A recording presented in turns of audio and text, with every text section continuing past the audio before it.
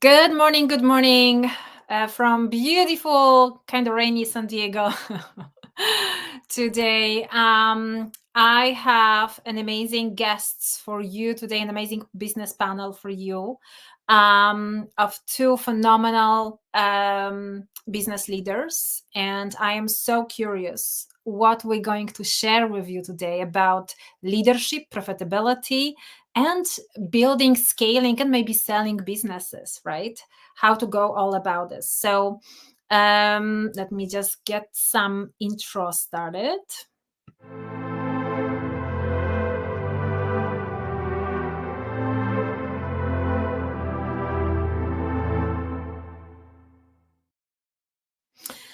All right. So good morning again. Asia Manikowska from acceleratedprofitsmasters.com. I highly advise you to take a look, visit us, and grab your free financial business training and my book to really learn how to build your multi-million dollar business right now, because it's no excuses anymore. Right? So let me invite to the stage Joe Francois from Canada, which is going to be my amazing co-host today. He is the marketing wizard, and the last several years he spent to sharpen his skills in marketing, so he can serve you at his highest, right? So, Jean, could you please share more about yourself with our audience? Who do you serve? How do you do that? And why do you do that? Yeah, thank you so much, Asha, and thank you for bringing me on the show today. And welcome to everybody that's tuning in. So my name is Jean-Francois from Ottawa, Ontario, Canada. And as Asha says, like my whole perspective on life has switched by becoming an entrepreneur.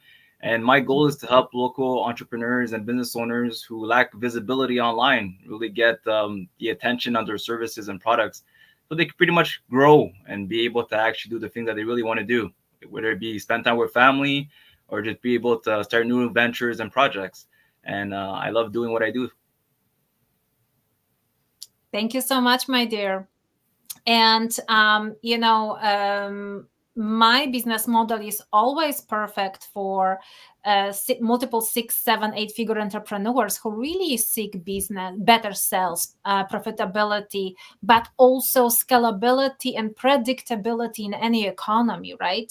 And how can you do that without a great marketing in your corner, even having a clarity how to navigate in all between all those platforms, right, in the most efficient and low cost way too, because if not, you can just spend a lot of money and get nice zero out of it. So we don't want to have that. So Jean, you brought Amanda today as your guest. Would you please tell a little bit about her, and then we'll get her to the stage as well. Yeah, definitely. And yes, I did bring Amanda McAllister with me today. And she's amazing. She's a serial entrepreneur and business operation consultant. And she really specializes in helping like small business owners like get their streamlined processes in place so they pretty much can get their teams effectively producing, right? Then her background is very in various, but there's really much focus on strategic growth, and pretty much she's been amazing. Like I hope that you all get as much value as I've had talking with her. Fantastic. Thank you so much. Amanda, welcome to the stage.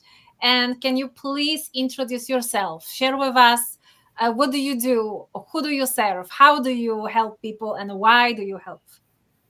Absolutely. Thank you for having me on the program today. I appreciate that. I appreciate the invite from Jean Francois.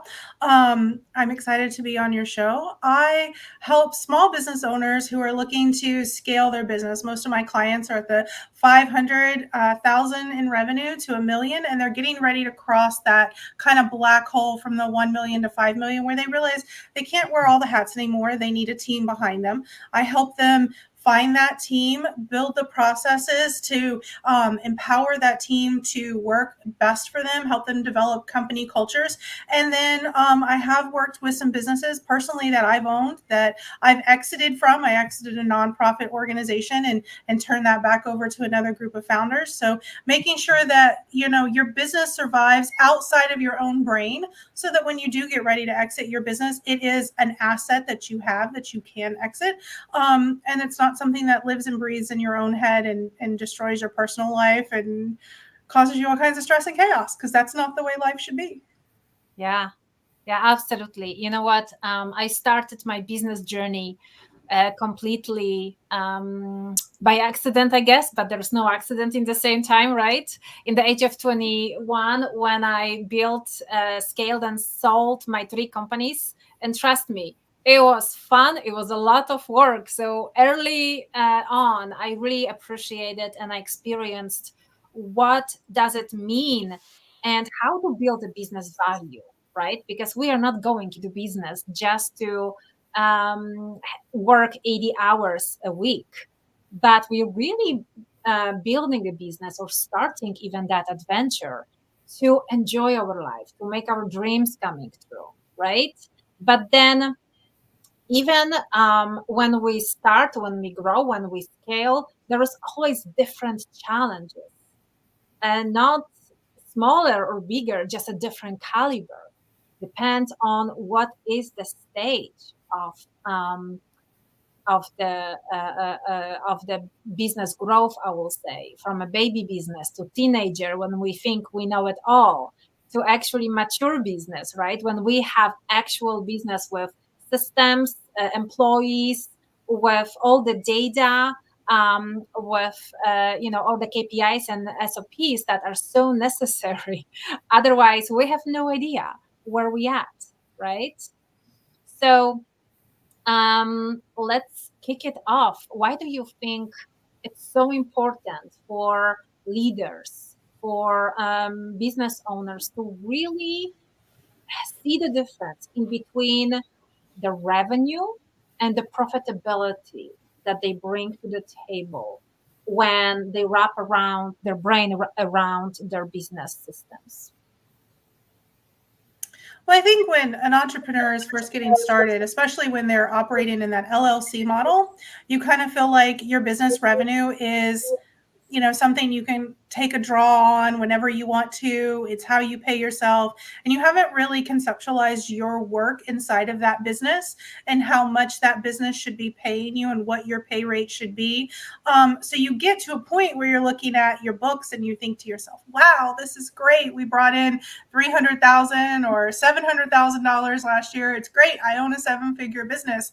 But it doesn't matter if you own a 7-figure business that's making $500,000 in revenue if your business is costing you $700,000 in revenue or $700,000 in expenses to run. So until you've really sat down and looked at what your profit margins are on your services and what your time is worth, and you've started to assess how you're paying yourself, man, it's hard to grow, and you can really lose sight of what your cash flow is, what your net profits are the second you bring on employees. And it's like, oh, I'm in a whole different situation now, because now somebody's paycheck and someone's livelihood is on my shoulders to make sure I'm accountable for.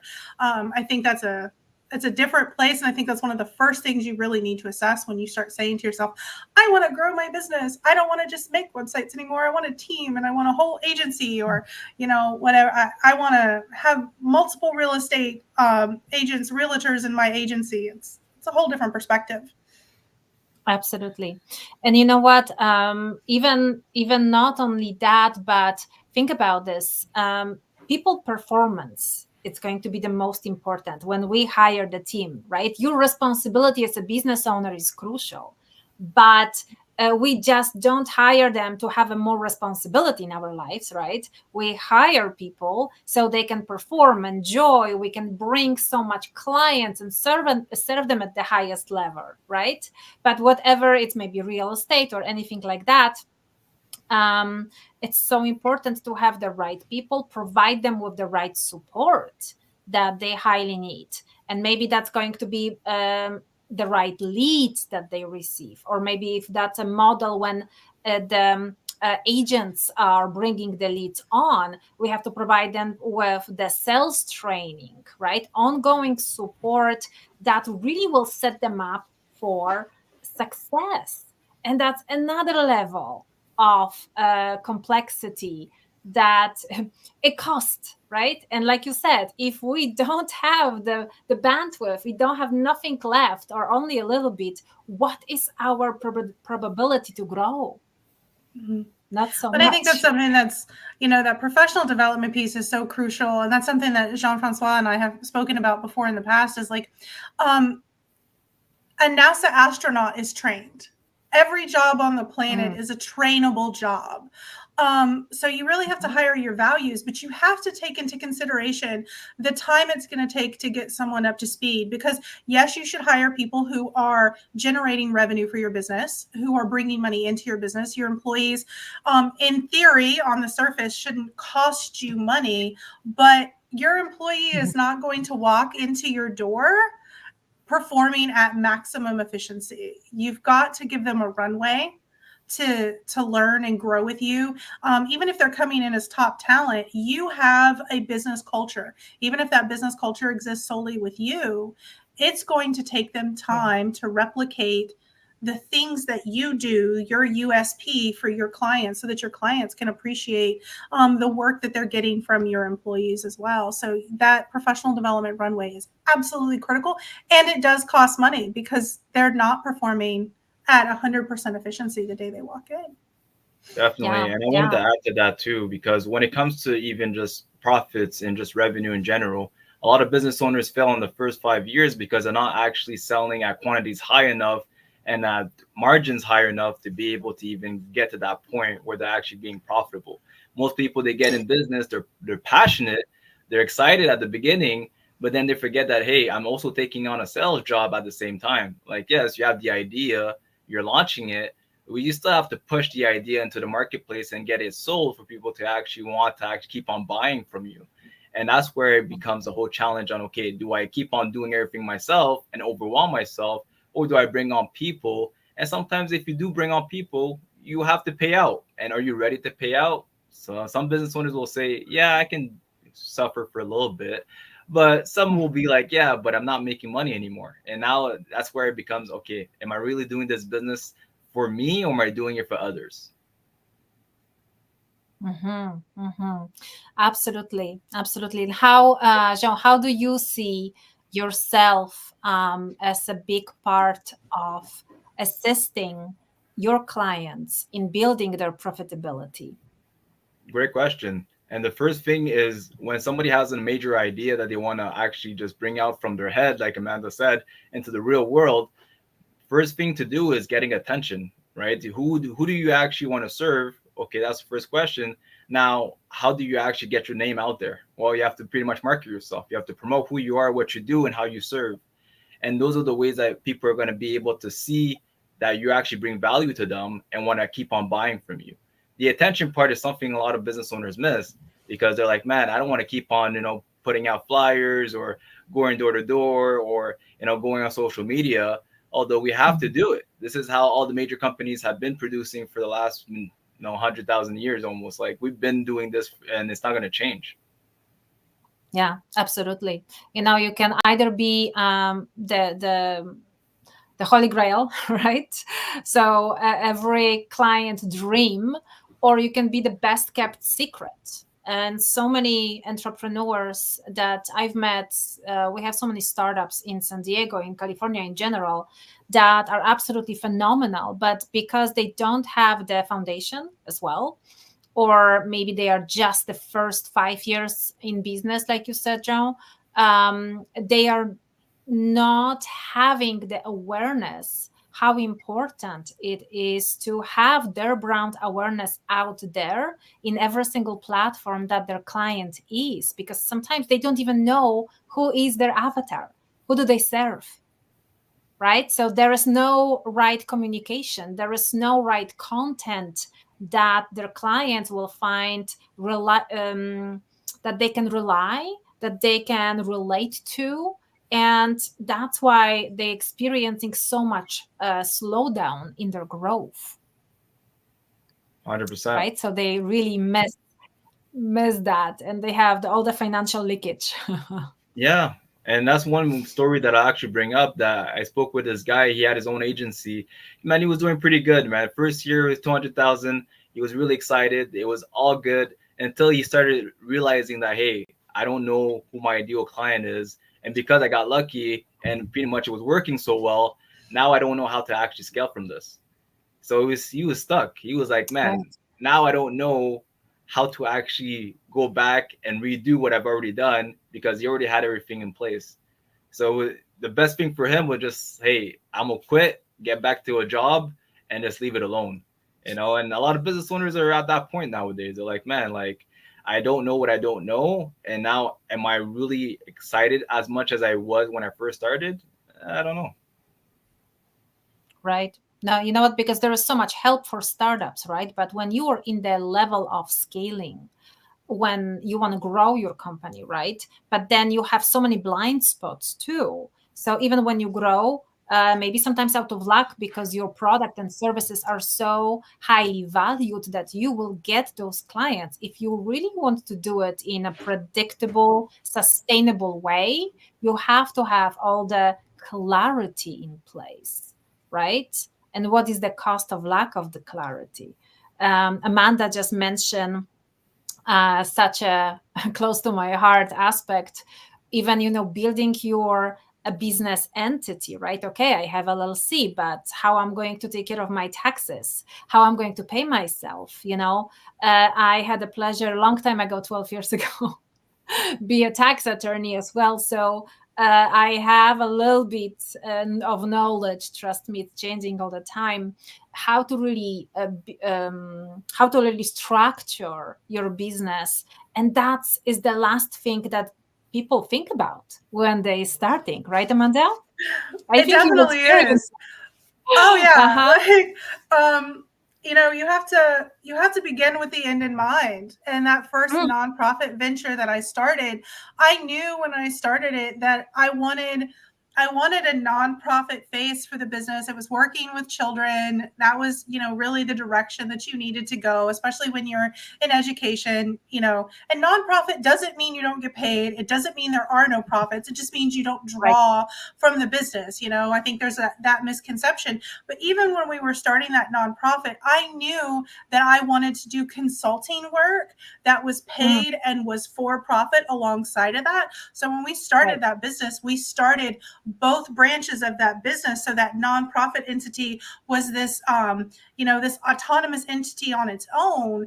But I kept Mhm. this consulting work so that my intellectual property stayed mine, that it stayed within my control, that it didn't get out of hand. And I think so many people think, well, I'm just going to go on, my state in Florida, it's Sunbiz. I'm just going to go on Sunbiz and buy my LLC. And I'm like, that is not the process at all. It is not like buying your domain name. Let's sit Mhm. down and talk, and let's have a real conversation about what that looks like. Because otherwise, you do maybe get lucky, like Jean Yeah. Francois was talking about. You have a great business, and now you can't do anything about it because you didn't think about the legal structure and the way in which you were going to exit that business in the future. And now you have something that's profitable that you can't really do anything with except continue to work. Yeah, yeah, yeah. And you know what? A lot of people are having this issue because there's two aspects of it. When I was an attorney, we always said that even when you structure the contract of your business, when you structure your business entity, even let's say you have a partnership, you have to design your divorce when you are in love, right? Which means you have to really be so clear when you start your business about your exit strategy. Are you going to sell it? Are you going to just keep going? Or what are you going to do, right? With that.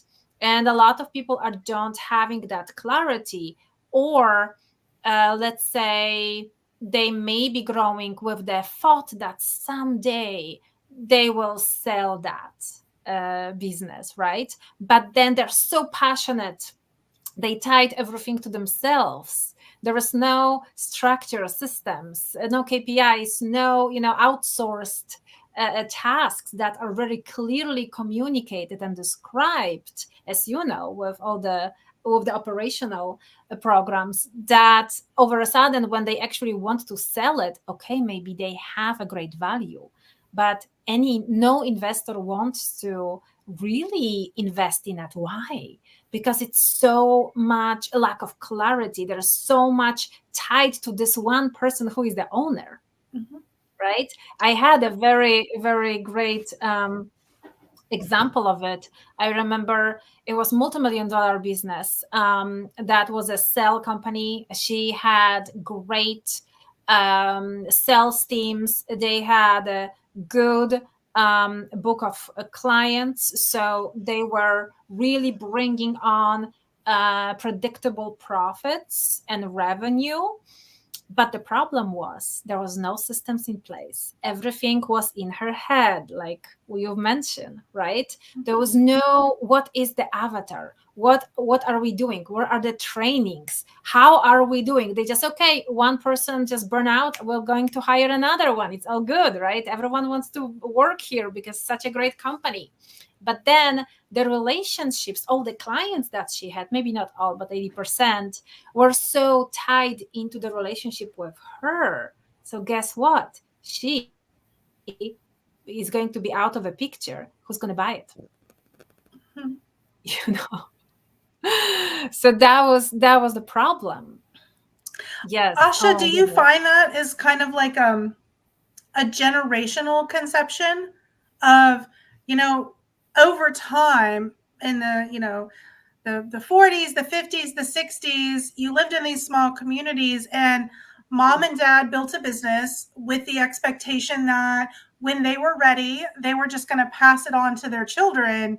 But our country, our civilization has shifted in such a way that Mm. younger generations don't want to just pick up the torch and run. So now businesses are this whole different process, different aspect. Is that something that you found in your work? You know what? That's actually such an interesting description, because not exactly, I think it depends where they at in their life. You know, sometimes when they start, they already had that example in their life, you know, that they really want to build, scale, and sell from the beginning. But it makes sense, you know, what you just said, that that was the more traditional olden way of seeing things, how it works, right? The same like marriage, right? A long time ago, let's say, marriage is partnership or for life, at least ideally, right? Right now it's like, okay, I'm on the fifth divorce or sixth, or all good, you know, let's hop into the next marriage. But this is like, okay, I'm going to sell and build my business, and then I will benefit of that or not, I will lose, then let's hop to the next adventure, without actually learning on our mistakes. But that's such an interesting observation, Amanda. Do you think it's age related, it's culture related as well? So where I'm at in Central Florida, I mean, I mentioned in the Disney area, but we're pretty far, you know, we're quite a bit south from that. So our area is very agricultural, and that is a lot of what our business models have been.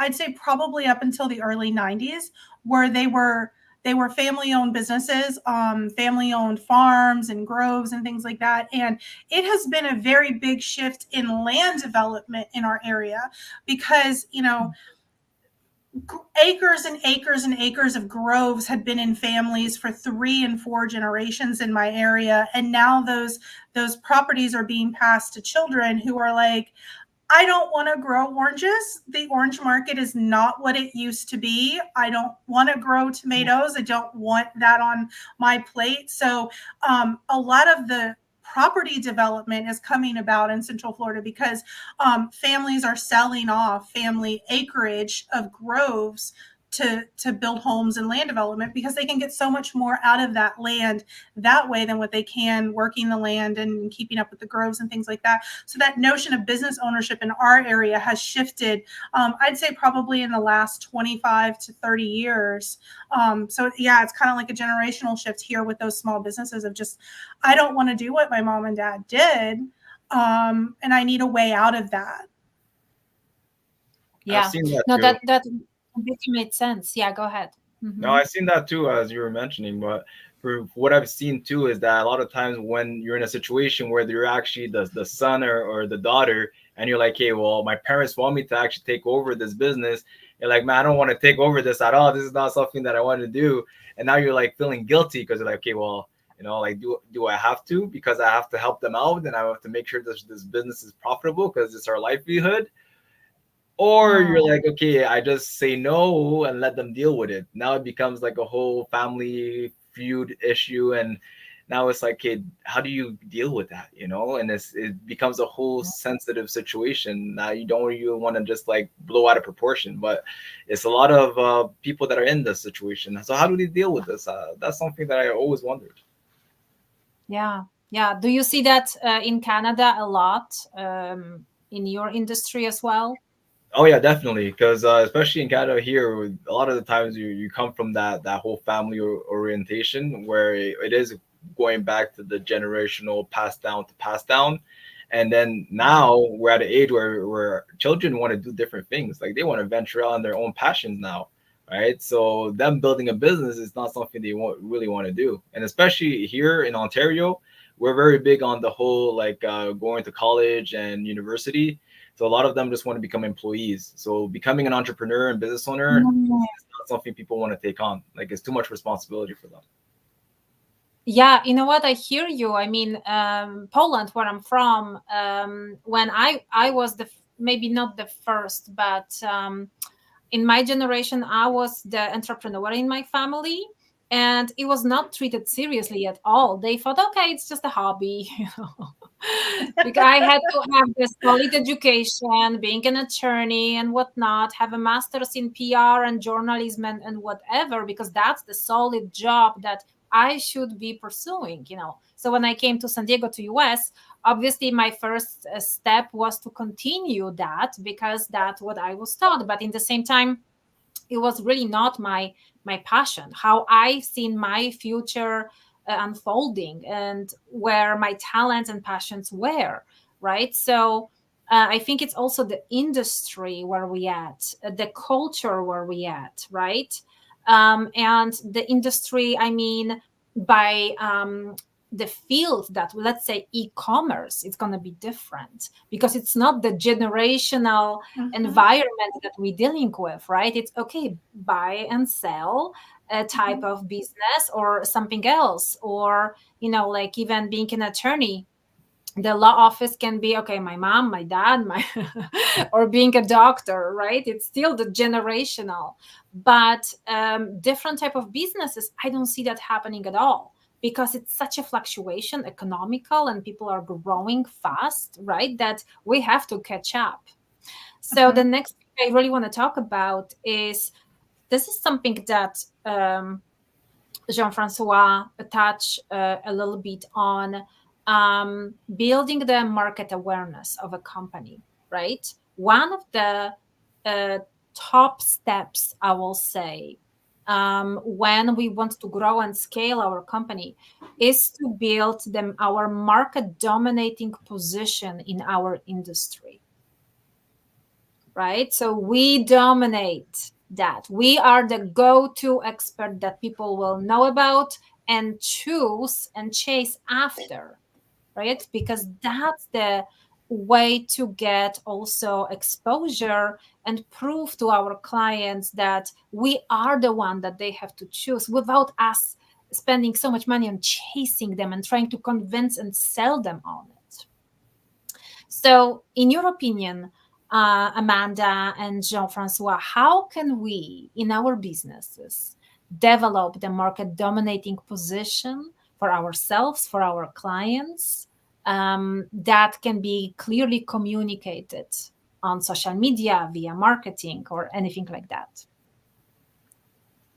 So what I would say first is that your brand is the most important thing. So who you are and your image is gonna be the like key point of how you're gonna be able to get your business really dominating in today's market, especially because there's too many businesses that are similar, right? They're offering similar services. So what makes you unique is also gonna be the selling point of your business. Like why is it that somebody wants to come to you compared to Sally on the other street, right? Or why does somebody want to Right. actually partner with you if you're doing a partnership, right? It's like what is your unique value to somebody, right? And that also comes to like how do you serve your clients, right? The customer experience, because when they have a great experience with you, like 100, like I would say 100 times, you'll see that they'll come over and over again because it's Mhm. like they don't want to go over and search again for somebody else that doesn't really understand them, doesn't understand their struggles, and they want to reintroduce themselves. It's like you mentioned earlier, Asha, it's like a marriage, right? And same thing with your clients, it becomes a marriage for a long-term period. And that's something that, yes, we do have to be able to market ourselves to the point that we do dominate, because we have to sustain ourselves. Because if Yes. you're still at the lower point of your business, it is because you're not known enough. And best known always beats best. Like that's the 100% thing. I love that. I love that. Thank you so much. And look at even, Apple, one of my favorite, absolutely favorite companies. They have such an expensive offers, right? People pay 10 times more for, and yes, I'm one of them, so I know best really. For all their, iPhones and laptops or whatever, all their products every year. And they have a waiting list on the newest version of it, right? Just because they dominated the market in such a smart and amazing way. So that's one of the best examples, I think. We all want to be an Apple. We don't want to be the other side of the company or me too company, right? That it's Mhm. so similar that no one can actually recognize how are you different from your competitor. But I think that comes down to really leading with your values too. Like Mm, obviously you have to go where you're not known, but when you talk about Apple as a product, they really led their market with the value of challenging the status quo. yeah. um, Nike leads with the value of motivation. So when you're that business leader and you're starting that product or that business venture, sitting down and figuring out who you are as a person and what value you want to bring to your client is, I think, always a fantastic way to go, because you're attracting people who are like you and who Yes. value the same thing you value. So that, that know, like, and trust factor is baked into that. When you're like, Yes. these are my values. My value is championing other women around me who are growing strong businesses. When I lead with that value, those doors are going to open no matter where I go and whether or not I'm known when I go there. Mhm. I love that, Amanda. Thank you so much for sharing it, because you know what? Really, indeed, there is no competition, you know, because let's say, imagine that we all do the same, which we don't, but let's just imagine. And guess what? There is no competition. Why? Because Jean-Francois will attract a different type of clientele. Amanda will attract completely different clientele, and Asha as well. Just because our values, the spin, our differentiation factors that we offer, right? And even our chemistry that we have with every single client. When they see us, they experience what are we all about, so they can relate. I think the relatable aspect is the most important. So before we wrap up, I would love you guys to share maybe two things. Um, your two top golden nuggets or advice for leaders, business owners, how they should increase their profitability, top ways, in your opinion. And obviously, can you please share with us? I know that you have a gift for our amazing audience. So share that, please. And the best way to connect with you, to follow you, to have a conversation with you. Yeah, definitely. So for me, the two things that I'll say is that in today's market, the two things that you have to focus on is sales and marketing. So for one, I would tell you for the sales part, you got to revise your prices. You know, sometimes it is hurtful to say, but discounting everything doesn't solve the situation. Sometimes you do have to sell higher and just bring the value higher as well, and being able to add more services that actually helps people solve the problem, and that's what's going to get you to your profits. And then two is get omnipresent. Marketing is always going to be a key factor in every business, and the way to get yourself known is to be able to promote yourself. So promote yourself everywhere that your ideal client is, whether it's on social media, whether it's in person. You got to do it. So if it's going into events and shaking hands, or BNI's Chamber of Commerce, you got to do it. If it's online and social media, going on Facebook, Instagram, TikTok, wherever it is, that's where your ideal client is. You got to present yourself because that's where they are. And if they're not actually seeing you, then you'll never get known. And that's not what we want. We want to be sure that we're actually getting people aware that we're here to serve them. So those are the two things. And if you want to learn more about that, I have my 7-step plan on how to grow yourself with digital marketing, and that's at getoffer.turnituplive.com. And if you want to connect with me, go directly on my Instagram, so j.xfrancois, so that's Rancois. So that's where you'll be able to reach me on Instagram. Fantastic. Thank you so much. And if I don't have all those links yet, I will ask you for them so we can input that in the description. Thank you so much, my dear. Amanda. I loved your answer, Jean Francois, because I think so many business owners feel like it's a race to the bottom to compete on price, and you're never going to win competing on price. Like, that's just never the way to drive your business. But, looking at it from a different perspective on my end, from that operations perspective, I think once you've gotten all those other levers in place, the most important thing you can do to continue to grow and scale your ability and grow and scale your business is to train your people and trust your people. Figure out how to get out of their way so that the expert you hired can be an expert for you without having to constantly tell you yes. I have a ready to hire business assessment that takes business owners through what their cash flow is, how predictable their revenue streams are, all those financial pieces of your business to make sure that you have the financial stability in your business in place to justify hiring people, so that you can build that trust with them. I'll send you that link and that discount code. It'll be free for your listeners. And then if they want to connect with me, the easiest way to do that is on Instagram at Amanda McAllister Consultant. Thank you so much, Jean-Francois, for inviting me. And thank you, Asha, for having me on your platform. I really appreciated our conversation today. It was wonderful. Thank you so much to both of you to really sharing your great experience, excuse me, and wisdom with our audience. And I really think that every single golden nuggets that you shared was extremely valuable, and we can learn from each other in every single industry, country, age, because every business is different. So if you found this valuable, dear audience, please follow Jean-Francois and Amanda McAllister. And I will provide all the links that they just shared.